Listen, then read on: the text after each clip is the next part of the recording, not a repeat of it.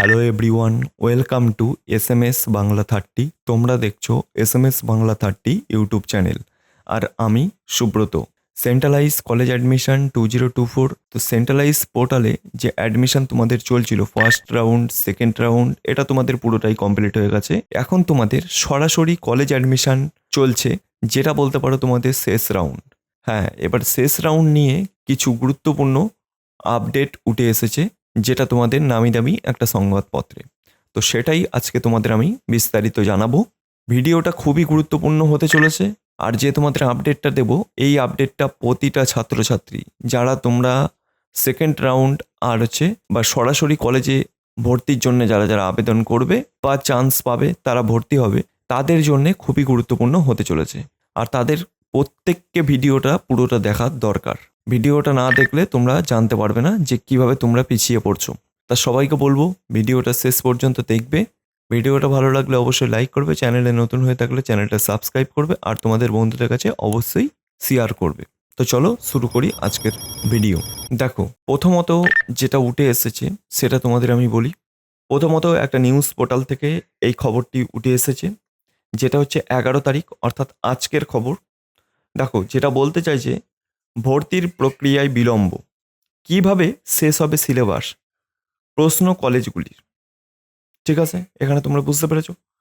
দেখো, কেন্দ্রীয়ভাবে ভর্তির প্রক্রিয়ায় প্রথম এবং দ্বিতীয় রাউন্ড মিলিয়ে ভর্তি হয়েছেন মোট 4,44,076 জন, যার মধ্যে প্রথম দফায় ভর্তি হয়েছে 3,87,464 জন। তাহলে বুঝতে পারলে এখনো পর্যন্ত কতজন অলরেডি ভর্তি হয়েছে। এবার দেখো, এবার কি বলেছে পুরো ডিটেলসে তোমাদের আমি বলছি। কেন্দ্রীয়ভাবে ভর্তির প্রক্রিয়ায় দেরি হচ্ছে অনেকটা, ফলে পড়ুয়াদের পাঠ্যক্রমে শেষ করা নিয়ে প্রশ্ন উঠছে। দ্বিতীয় রাউন্ডে ভর্তি হওয়ার ছাত্রছাত্রীদের পাঠ্যক্রমে শেষ নিয়ে প্রশ্ন তুলেছে অনেক কলেজের অধ্যক্ষ থেকে শিক্ষকরা সকলেই। কেন্দ্রীয়ভাবে ভর্তির প্রক্রিয়ায় প্রথম এবং দ্বিতীয় রাউন্ড মিলিয়ে ভর্তি হয়েছেন মোট 4,44,076 জন, যার মধ্যে প্রথম দফায় ভর্তি হয়েছিল 3,87,464 জন। তাদের ক্লাস শুরু হয়ে গিয়েছে 8ই আগস্ট থেকে। তাহলে বুঝতে পারছো, 8ই আগস্ট থেকে তাদের ক্লাস, প্রথম দফায় যারা ভর্তি হয়েছিল তাদের 8ই আগস্ট থেকে অলরেডি ক্লাস শুরু হয়ে গেছে। ফলে তারা পড়াশোনার দিক থেকে অনেকটাই এগিয়ে গিয়েছেন। এমতো অবস্থায় দ্বিতীয় রাউন্ডে 56,612 জন পড়ুয়া স্নাতক স্তরে ভর্তি হয়েছে, যাদের ক্লাস শুরু হবে চলতি মাসের তৃতীয় সপ্তাহ থেকে। তাহলে বুঝতে পারছো, এটা হচ্ছে দ্বিতীয় রাউন্ডের যে 56,612 জন পড়ুয়া স্নাতক স্তরে ভর্তি হয়েছে, তাদের ক্লাস কবে থেকে শুরু হবে? চলতি মাসের তৃতীয় সপ্তাহ থেকে। বুঝতে পেরেছো তোমরা? এটা কিন্তু দ্বিতীয় রাউন্ডের ক্লাস শুরু হলেও তারা প্রথম রাউন্ডের পড়ুয়াদের দিক থেকে বেশ কিছুটা পিছিয়ে থাকবে বলে মনে করছেন কলেজের অধ্যক্ষরা। এবার দেখো, সুরেন্দ্রনাথ কলেজে অধ্যক্ষ ইন্দ্রনীল কর বলেন, দ্বিতীয় রাউন্ডের পড়ুয়াদের থেকেও বেশি অসুবিধায় পড়বে যারা তৃতীয় রাউন্ডের কলেজ ভিত্তিক অনলাইন পোর্টালের মাধ্যমে ভর্তি হবে। তাদের ক্লাস শুরু হবে অক্টোবরের প্রথম সপ্তাহ থেকে।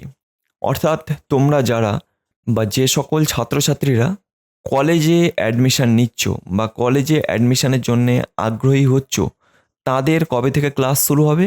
অক্টোবরের প্রথম সপ্তাহ থেকে তোমাদের ক্লাস শুরু হবে, যেটা প্রথম রাউন্ডের এবং দ্বিতীয় রাউন্ডের ছাত্রছাত্রীদের থেকে তোমরা পড়াশোনায় অনেকটাই পিছিয়ে থাকবে, এটাই এখানে বলছে।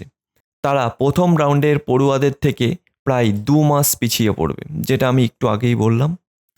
মানে প্রথম রাউন্ডে ছাত্রছাত্রীর থেকে এই যারা লাস্ট কলেজ অ্যাডমিশন নিচ্ছ, তাদের প্রায় 2 মাসের পিছিয়ে পড়বে, সেটাই বলছে।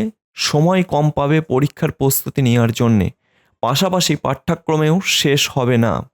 ইতিমধ্যে 2 দফা ভর্তির প্রক্রিয়া কেন্দ্রীয়ভাবে হওয়ার পর কলেজগুলি পুরনো পদ্ধতিতে অনলাইন পোর্টালের মাধ্যমে আবেদন গ্রহণ শুরু করেছে, যা চলবে 17ই সেপ্টেম্বর পর্যন্ত। তাহলে বুঝতে পারছো, এই যে তোমাদের কলেজ অ্যাডমিশান সরাসরি কলেজে ভর্তি 2024-25-এর যে পোর্টালে অংশগ্রহণ চলবে বা তোমরা ভর্তি হতে পারবে, সেটা হচ্ছে 17ই সেপ্টেম্বর পর্যন্ত তোমাদের চলবে। এবার দেখো কি বলছে, উচ্চশিক্ষা দপ্তর জানিয়েছে পুরো প্রক্রিয়া সম্পূর্ণ করতে হবে 30শে সেপ্টেম্বরের মধ্যে। অর্থাৎ সেন্ট্রালাইজ কলেজ অ্যাডমিশন পোর্টালের যে বিকাশ ভবন থেকে তারা গাইডলাইনে বা নোটিশে বলেই দিয়েছে সকল কলেজকে যে 30শে সেপ্টেম্বরের মধ্যে তোমাদের যে কলেজ অ্যাডমিশন বা সরাসরি কলেজ অ্যাডমিশন এটা তোমাদের 30শে সেপ্টেম্বরের মধ্যে প্রতিটা কলেজকে শেষ করতে হবে। এবার দেখো, আচার্য জগদীশচন্দ্র বসু কলেজের অধ্যক্ষ পূর্ণচন্দ্র মাইতি বলেন, দ্বিতীয় রাউন্ডের সময় যদি বিকেন্দ্রীকরণের মাধ্যমে ভর্তির প্রক্রিয়া সম্পন্ন হতো তাহলে এত সময় নষ্ট হতো না। উচ্চশিক্ষায় যে সময় ধার্য করা হয়েছে সেই অনুযায়ী পড়াশোনা করতে পারতো পড়ুয়ারা, কিন্তু এখানে একদল পড়ুয়া এগিয়ে যাবে পড়াশোনার দিক থেকে আর একদল পিছিয়ে থাকবে, যা শিক্ষা ব্যবস্থার ক্ষেত্রে মোটেই সুখকর নয়। তাহলে বুঝতে পেরেছো, মানে প্রথম রাউন্ডে যারা অলরেডি অ্যাডমিশন নিয়ে ফেলেছে বা নিয়েছে তারা অলরেডি 2 মাস এগিয়ে যাবে, আর যারা দ্বিতীয় রাউন্ডে অ্যাডমিশন নিয়েছে তারাও অলরেডি 1 মাস এগিয়ে যাবে। আর আরেক দল পড়ুয়া যারা হচ্ছে তোমরা সরাসরি কলেজে ভর্তি হবে বা কলেজে অ্যাপ্লিকেশন করেছো সেই সকল ছাত্রছাত্রীরা প্রায় 2 থেকে 3 মাস পিছিয়ে যাবে, এটাই তোমাদের এখানে বলতে চেয়েছে। এবার দেখো, অক্টোবর থেকে ক্লাস শুরু হলেও প্রথম সপ্তাহে শেষে লম্বা পুজোর ছুটি পড়ে যাচ্ছে কলেজগুলিতে। অর্থাৎ অক্টোবরের প্রথম সপ্তাহ থেকে ক্লাস শুরু হবে যারা তৃতীয় রাউন্ডে অর্থাৎ সরাসরি কলেজ ভর্তির যে প্রসেসে বা তৃতীয় রাউন্ডে যারা ভর্তি হবে তাদের ক্লাস শুরু হবে অক্টোবরের প্রথম সপ্তাহ থেকে। এবার অক্টোবরের প্রথম সপ্তাহ থেকেই লম্বা পুজোর ছুটি অর্থাৎ দুর্গা পুজোর ছুটি পড়ে যাবে লম্বা কলেজগুলিতে। নভেম্বরের দ্বিতীয় সপ্তাহ থেকে ক্লাস হলেও ডিসেম্বরে আবার ছুটি রয়েছে। অক্টোবর তো পুজোর ছুটির জন্য গেল, এবার নভেম্বরের দ্বিতীয় সপ্তাহ থেকে ক্লাস হলে ডিসেম্বরে আবারও ছুটি আছে, সেই জন্য তোমরা পিছিয়ে পড়তে চলেছো। আর জানুয়ারিতে হচ্ছে তোমাদের প্রথম সেমিস্টার, এটা তোমাদের সবাইকে জেনে রাখা দরকার প্রথম সেমিস্টার কবে হতে চলেছে। প্রথম রাউন্ডের ছাত্রছাত্রী আবার দ্বিতীয় রাউন্ডের আবার তৃতীয় রাউন্ডের ছাত্রছাত্রী সকলের সেমিস্টার বা প্রথম সেমিস্টারের পরীক্ষা হতে চলেছে জানুয়ারির প্রথম সপ্তাহে। এবার দেখো, তারা প্রস্তুতির জন্যে শেষে ভর্তি হওয়ার পড়ুয়াদের সময় পাবে মাত্র 1 মাস। মানে যারা শেষে তৃতীয় রাউন্ডে ভর্তি হবে তাদের জন্য প্রস্তুতির জন্যে বা পড়াশোনার জন্য টাইম পাবে প্রায় 1 মাস। এবার দেখো, মহারাজা মানীন্দ্রচন্দ্র কলেজের বিভাগীয় প্রধান বিশ্বজিৎ দাস বলেন, ছাত্রছাত্রীদের মধ্যে সমতা বজায় রাখতে গেলে কলেজ কর্তৃপক্ষকে দায়িত্ব নিয়ে টিউটোরিয়াল ক্লাস করাতে হবে এবং বিশ্ববিদ্যালয়গুলিকেও এই ক্লাস নেওয়া বাধ্যতামূলক করার কথা জানাতে হবে। তা না হলে শেষ পর্যন্ত ভর্তির হওয়ার ছাত্রছাত্রীরা উচ্চশিক্ষার ক্ষেত্রে অনেকটাই পিছিয়ে পড়বে।